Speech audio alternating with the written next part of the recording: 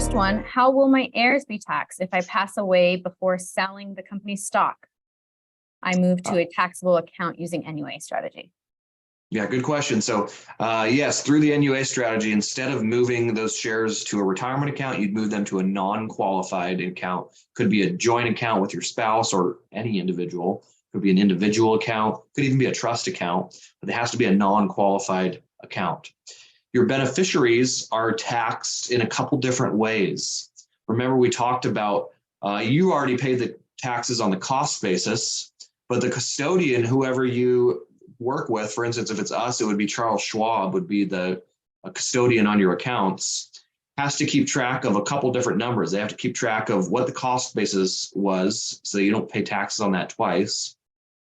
And they keep track of what the share price was when you did your rollover, which identifies what the net unrealized appreciation is going to be.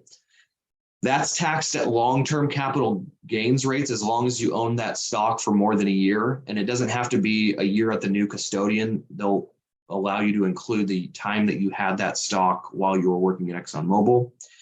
That is the tax rate that your beneficiaries will pay on that. There's no getting around the NUA. They're going to pay capital gains, long-term capital gains in most cases.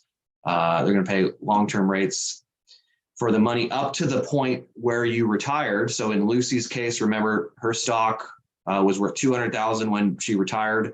Let's say she passed away and it was worth $400,000 rather than her selling it.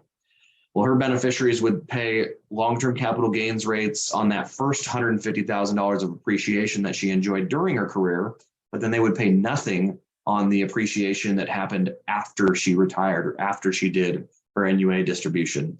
So could be no taxes, could be long-term capital gains, but there's going to be a couple different tax rates in effect depending on how the stock did after you did the distribution to your beneficiaries.